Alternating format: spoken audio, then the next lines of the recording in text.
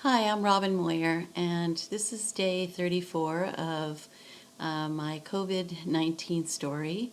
And I really wanted to do this video because I thought it was really important for those of you who are going through the virus right now to hear the story of what other people are going through, because I know that people are having different symptoms, and it was very helpful for me when I began to hear some stories and hear that there were similarities in what I went through and what other people were going through as well. And for those of you that are not showing symptoms, have not gotten sick, or are asymptomatic, it's, I think, very helpful for you to kind of get an idea of the behind the scene things that maybe you aren't hearing so much about. And so I am going to tell my story in detail, and so it might be a little long, so if you want to forward through any parts, please do so. But, a couple times I have listened to Chris Cuomo on CNN, and he is telling his story. He has the virus right now, for those of you who haven't seen the show. And he's telling his story as it is unfolding. And I have to tell you that it's one of the reasons that one of the things that motivated me to really do this, because first of all, it's very cathartic to talk about it. But when he was telling his story, I could see in his eyes, behind his eyes, I could see the tears that were right there on the surface. I could see the fear that was right there on the surface. And the reason I could see it was because it was the same thing that I felt. And when he started telling some things about things that were going on for him, I was sitting there going, wow, that was what was happening for me too. And I hadn't heard anyone say that, specifically. And so it was just really helpful. And every time since then, I've heard him tell where he's at right now, or had a guest on telling where they're at. There's been more and more that I've been able to relate to myself. And so I'm hoping that this will be really helpful for those of you out there that are listening. So my story began 34 days ago. This is day 34, and it all began on March 8th. And so on the evening of March 8th, I started to get a sore throat and I started to get a headache. And the at first I thought maybe I have a cold, or I wasn't really thinking too much of it. Thinking maybe I'm getting the flu, or I really didn't think that much of it, because this was pretty early on in the process. It was just right after they started coming out with the reports from people in Washington State from the retirement home who were getting very sick and dying. And there was a whole group of people that were dying from there.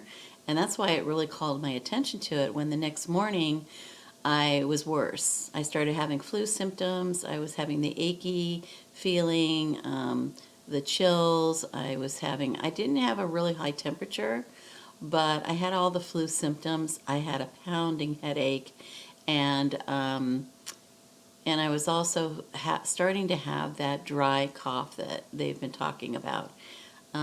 So, having just the previous week taken a flight to Portland to a workshop where I stayed in a hotel, and then went to visit my friend at her house in Washington State, and she and I went and did some tourist things together. I was specifically concerned about this report and about having just come back from there. And I was also concerned because I had my 5-year-old grandson that weekend, and we had played around other kids. I had handed him back off to his parents on that morning of the 8th and kissed them, and then went out with my girlfriend that evening to a very full place. And so, I was concerned that if I did have something going on, that there was a lot of people I was around. So I did go into self-isolation at that point, and it wasn't really something that was being broadly asked of us at that point. But I felt like, that until I knew for sure that it was something that I needed to do. So from the course of between the 9th, and which was a Monday, and then that next Wednesday, I started progressively getting worse, and I started to really have a dry cough that just would not stop. It was very heavy. I started having a lot of wheezing going on in my chest. And I was really at that point just worried I might be getting pneumonia, or that I might have a bad flu. I really wasn't so much thinking about coronavirus, but because I had been to Washington and Portland, it was in the back of my mind. Um, I didn't have the flu symptoms very long. I didn't have the aches and pains and the fever. I was so tired though. I really seriously could not get out of bed. I couldn't do anything. And that's not like me at all. I'm the kind of person that when I'm sick, I still will try to do things. I'm a very active person. And so for me to be that down and out, it really had knocked me out. And I had a pounding headache by that Wednesday. So my friend from Washington called me and she said, "Do you have a fever?" And I told her that I didn't think I did, but I would take my temperature because she started getting a low-grade fever. And I was concerned about those people that I had been around, and I told them, that I'd start feeling sick so that they could also kind of do some self-isolation for 14 days and make sure that they weren't sick as well. So I took my temperature, and I'm usually lower than normal. I'm like 72 point something, and I was, I'm sorry, 92 point something, or 97 point something, and I was 98.2, and then it went up to 98.6, and then the next day it was 99.6. So I didn't have in the hundreds like people have talked about. It didn't have a really spiked temperature, but it was higher than normal for me, and it was going up. And with the other symptoms that I was having, I thought it was time to call my doctor. So I did call my doctor, and it was the first case in our county, and so he really didn't have a protocol for it yet, but he said, "Come to the parking lot," or his assistant said, "Come to the parking lot, and we'll come out for you. Don't come inside." So I called them from the parking lot. They came out. They were masked, and they brought me a mask, and they had a covering on, and they brought me through the back door and into a room, and my doctor also was masked and all of that. And of course, he took the regular test to make sure I didn't have pneumonia, and listen to my chest to make sure I didn't have pneumonia, and listen to the wheezing and what I told him about the story so far. Now, I think I got really lucky that I was the first person, because I don't think I would have gotten tested today. But I had enough of the symptoms. I had 3 of the things that were the symptoms, and plus being over 60 years old and having been to Portland and Washington, there was enough of the criteria there, but he did have to get approval for me to get tested. So they sent me to the lab, and again, they didn't have the protocol either because I was the first person in the county to get the test. And so they had me sit out in the parking lot for a very long time, and I was really sick. I just wanted to get home and get to bed, and it was really hot outside. And they came out eventually, and they were just suited up and took all the information, and then came back later on, and he was going to have me tested for both the influenza and for the coronavirus. So she took 2 swabs, 1 in each nostril, and then she took a third one in the back of my throat. And it did cross my mind at the time, I hope she knows what she's doing, because, it was the first one. And it didn't feel like she had put it up there high enough, but, I wasn't really sure what they were supposed to do. Now, the other thing that was concerning to me was that I had lost my insurance last year. And I know that I had just heard on the news that the government was discussing paying for these things, but it hadn't really gotten approved yet. And they said, in fact, they could not pay for it, that I would need to go ahead and pay for it. And I would also have to pay full price, not the half price, for being a cash patient. because they were sending it out of state. They were actually going to send my results to Utah from California, which was really surprising because I had heard that they had started doing some testing in the Sacramento area. Um, that was concerning because it was going to take 5 to 7 days for the results to come. And I thought that was a very long time considering I had already been in isolation as long as I had been without really knowing whether I had anything or not. And what if I wasn't the model citizen that I was? Here's this long period of time, 10 days that would be, um, that somebody could be walking around with this virus instead of at home quarantining.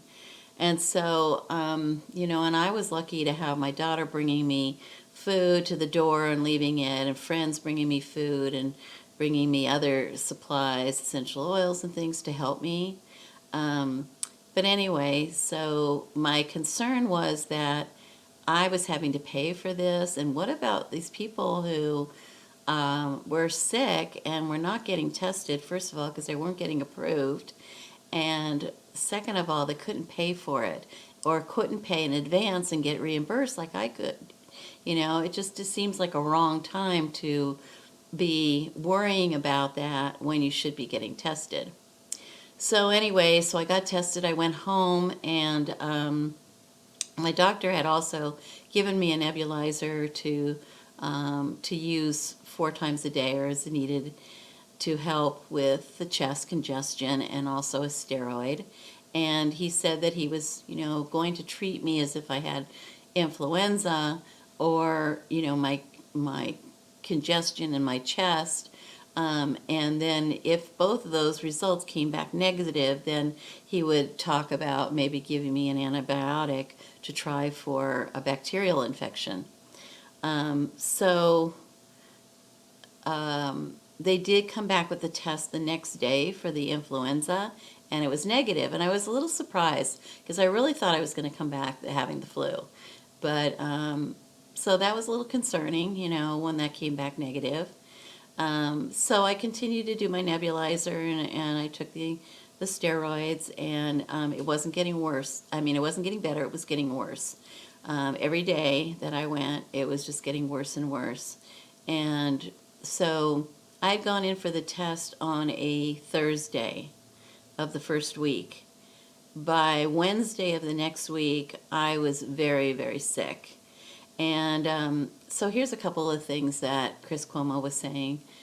One was, he was saying that you're so out of it. Your mind is just, it's almost like distracted or hazy, or you can't focus on anything, so you can't really do anything. I mean, I was literally doing nothing. I would just be focusing on getting better, and focusing on just making it through the day, really. And I didn't have an appetite. I had lost my appetite from the very beginning, but it was just kind of going from one meal, take a few hours and lay down and go to sleep, and then get up, or hours of sleep and then get up, have another meal, very, very light, and that was like the day, was just from bed to up a little bit and back down again. And he was also saying that how, he's in his house and he's downstairs, and his kids were wanting to sing karaoke with him at the top of the stairs, and he says, I couldn't even focus on doing anything like that. You just really can't. And that was really, really true for me too. And so by Wednesday, I had the respiratory problems so bad that I was wheezing. I could hardly catch my breath, and I had that dry cough that just was so heavy. I mean, I was just really coughing and coughing and coughing. And so I got a little bit concerned because the nebulizer stopped really working for me. And in fact, I didn't really sleep for, like, I would say 4 or 5 days. I wouldn't sleep till like 6 o'clock in the morning when I finally fell asleep because I was so tired. Because when you, nighttime, this is another thing that he was saying on the show, how much worse it is at night. And you know, when you're sick, you know, it's always worse at night anyway, but it was so bad at night that I would go to lie down and I could just hear the wheezing, just like it was like my respiration was trying to go through this thin straw, you know, of my lungs, and just wheezing through it, and it would just, I'd hear it go in and go out all night long. And then it was I was having to do so many of them because I really wasn't getting oxygen. Now, when I was in my at my doctor's office, he had tested my oxygen and it was only 90%. So I knew at this point that it must be quite a bit lower, and I really wished I had had a device to check it. I was very concerned, but and I was afraid that I was going to hyperventilate during the night. I really was. You know, there's not too many things that really scare me, and in fact, the virus doesn't scare me. Um, and also the things going on in our world and having to stay inside and all this, it doesn't scare me. But I'll tell you what, this was scary. This is a scary experience, and it is not the flu. And it is not your typical. I've had a virus, a very bad virus before. This is really different. I have to tell you, and anyone who has been on his show will say the same thing. This is really different. This is like, it's heavy duty. And they say that, you know, unless you're going to the hospital, you're a mild case. I was this close to being in the hospital, and I'm still would be considered a mild case. And in fact, that night, I called my daughter because I said, I can't breathe. I told her where my key was in case she needed to get in my house because I passed out. And I asked her to call the hospital to find out if they would pay for me to, if I had to go, because I was afraid of the astronomical charge that I might get if I went to the hospital. And they said, well, you're going to have to get approval from your doctor, and they're going to have to refer it and all of that. And, you know, again, I just have to say, this is not the time to be having to worry about whether you need to go to the hospital or not, or you need to be tested or not. I mean, this is really the time during a pandemic when everyone should be able to do those services and not have to worry about that. And I know there's probably a lot of people, even today, who are concerned about doing those things, and what if they don't pay? Then what, you know? And I just think that's so wrong. So, so anyway, the only thing that saved me from not going to the hospital that night, because I really didn't want to go to the hospital, I was concerned about that, and you know, there were a lot more sick people that were being reported now, and I didn't want to be there if I didn't have to be. Well, luckily my daughter said, why don't you, you know, wrap up and go outside in the cold air, and that really seems to help, you know, you to breathe better. So that's what I did. I went outside. It was a really cold night, and I just breathed in that cold air, and it was the only thing that really just calmed it down, that I was able to stay there that night. And it was like 3 nights that it was very touch and go. That was really where it was peaking for me. And I called my doctor to let him know what was going on and to ask where the test results were.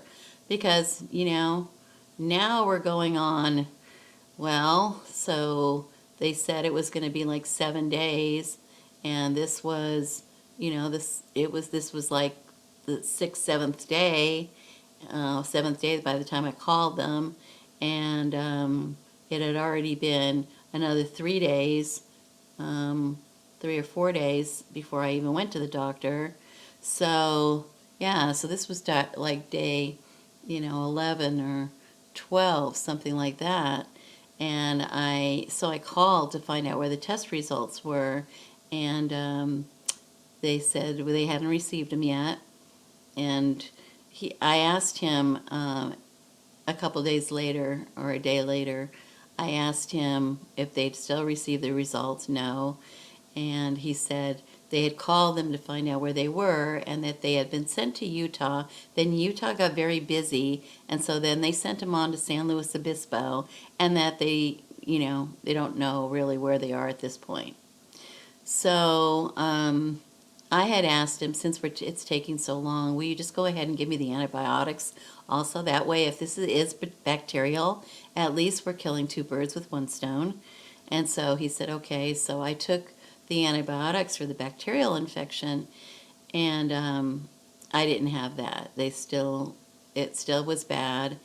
And so it wasn't influenza, it wasn't a bacterial infection. So I was pretty convinced, because I had all of the symptoms, that it was the coronavirus. I was pretty convinced that when I got those results, they were going to be positive.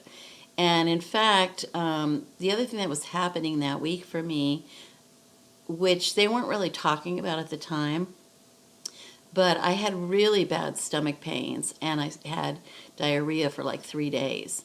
Now, the report has come out now where that is actually one of the symptoms that a lot of people are reporting, is they're reporting diarrhea and abdominal kinds of gastrological kinds of symptoms. And so, yeah, so that was a big part of it too. So that was another symptom that I had.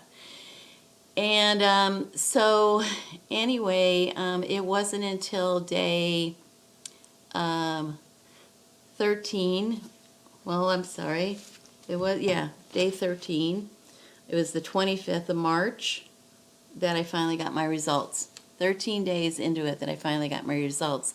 And the results were negative, which really, I have to tell you, freaked me out because I was really prepared for it to be positive, and I knew that, okay, so I'm gradually getting better. It is getting better. I can, it had peaked at that one point, and then even though it felt like, and this is what somebody said on the news this morning, was they said it felt like it was like up in their higher chest, but it felt like when you need to cough and nothing, it's not a productive cough. It, like, nothing you can do can make it release, and that's what it felt like. It was starting to feel like. My headache was like a slight headache still. Didn't have a fever anymore. Still had the stomach problems ongoing. Still had the stomach problems.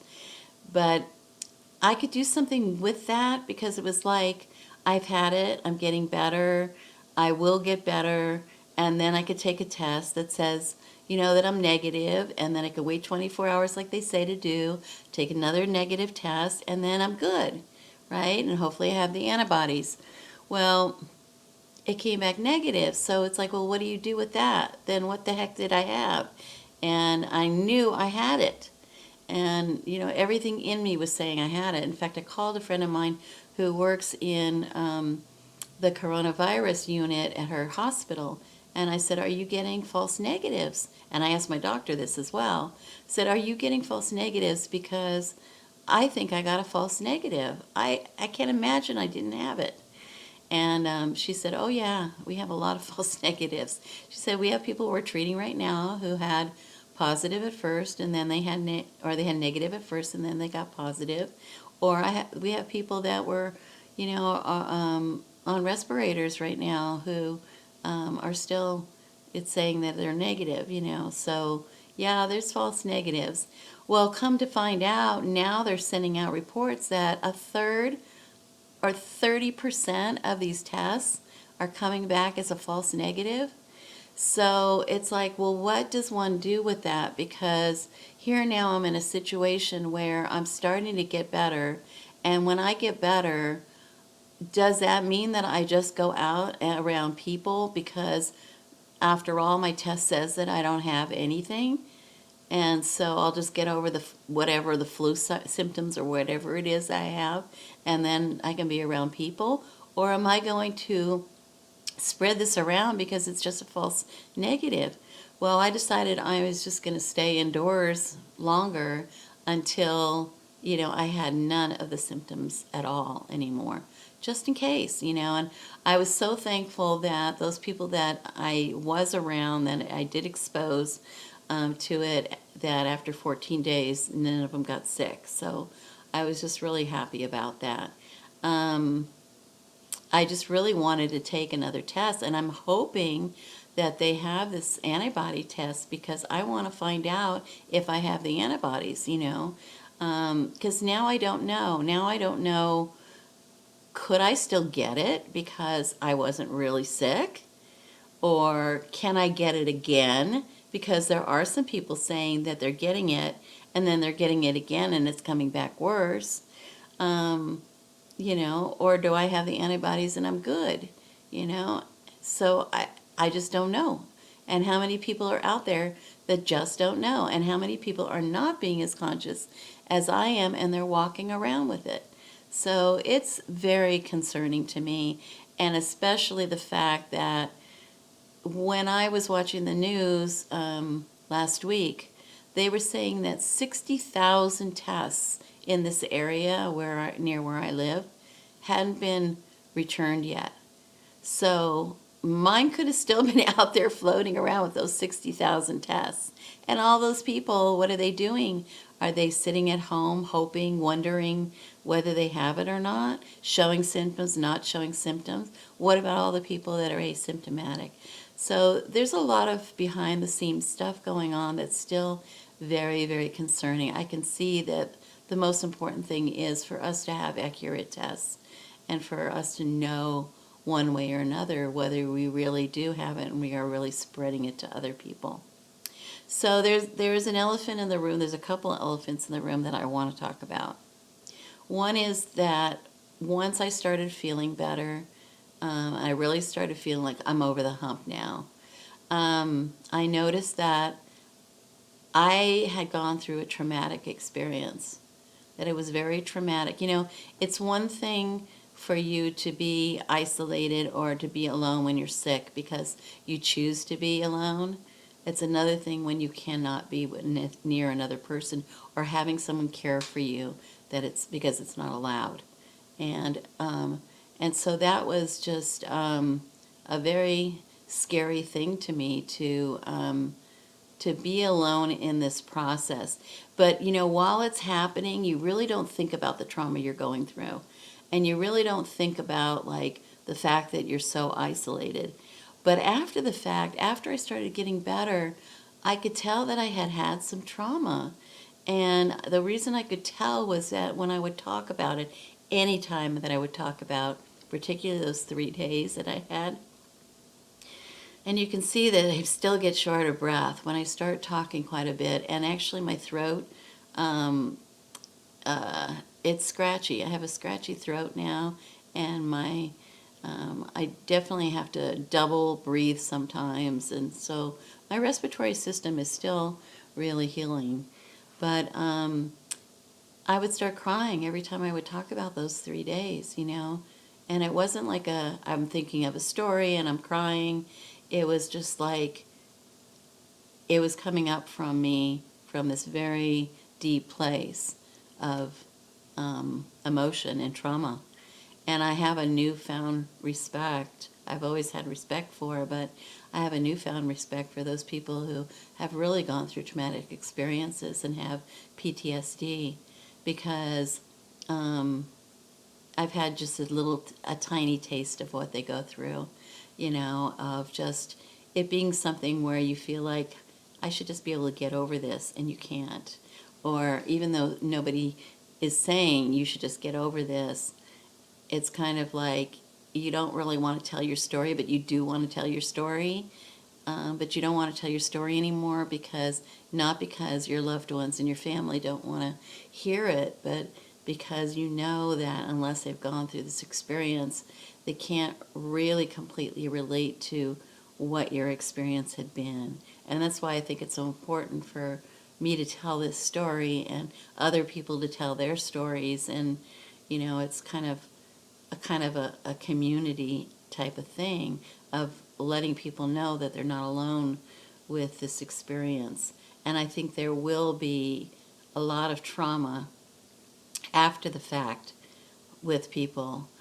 Chris Cuomo was just saying that on the news today. He was saying the same thing. He was saying that, you know, nobody's talking about the emotional toll that this is taking on people and what's going to happen after the fact with that. and I think it's very true. Another person that was on the news was talking about, she was a paramedic, and they asked her, now that you're getting better, are you going to go back to work? And she said, this is the elephant in the room, she said, that nobody wants to talk about. You're scared, particularly them, because they didn't have masks and so forth, and and you do have, I definitely have this heightened feeling of worry and this heightened feeling of concern about getting myself sick and getting others sick. And you, after you've been alone for so many days also, it's kind of like you get this feeling about really not wanting to go out there and going amongst people. And I finally was going to go out and see my family for the first time and do social distancing, but see them. And it was like day 19 when we talked about it. And on day 21, I got diarrhea and stomach pains again. And so I couldn't go out again. And it was sad. It was depressing. And then I finally did this week, finally went to the grocery store after not being in the grocery store for probably a month. And, there's a lot of very unconscious people still. There were a lot of people that didn't have gloves or masks. I would be walking down aisles and people were just coming towards me. And so I was turning and going the other way. People were seeing friends and just going right up to them and having chats. And, a little bit of, I don't want to say anger, but, there was a little bit of angst in there for me about the fact that people were being unconscious, knowing what they don't know right now. This is not something you want to get. Believe me, it is not something you want to get, and you particularly don't want anyone who is older or children to get this. I can't imagine anyone going through this, but especially people who have immune systems that are more susceptible to these things, or that can't fight it off as easily. And there's a lot of people getting a lot more sick than me. So I feel very blessed that I went through it and came out the other side. But I do want to say that there's a long way we need to go after this process. I mean, they're talking about, now just letting people start going back to work and all this other stuff. And it does concern me because it's like, how many people still have not been tested? So many people have still not been tested. All the false results, all the things that they really need to consider. People that are still asymptomatic and we don't know it, people who are not in quarantine or self-isolated, even though now we have, we have these isolation things going on, these social distancing, but, unless it's taken really, really seriously, if we start going back to work and everything, that it concerns me. And it also concerns me that I don't know at this point. I don't know whether I'm contagious. I think I'm not because I'm over all the symptoms now. But who knows? They say that I should have the antibodies now, once you have it. But there are people who have gotten it and, after the fact and got it worse. And then if I was tested negative, why would I have the antibodies? Because I never really had it. So then what did I have? So many unknowns about it. And so I hope this helps some of you who are listening and to this recording. And I really I hope that all of you can stay well. I really say prayers for those of you who are ill right now, that you recover completely from this, and that none of your loved ones or you get sick. Um, and I hope that we can look at what the positives have been in this experience.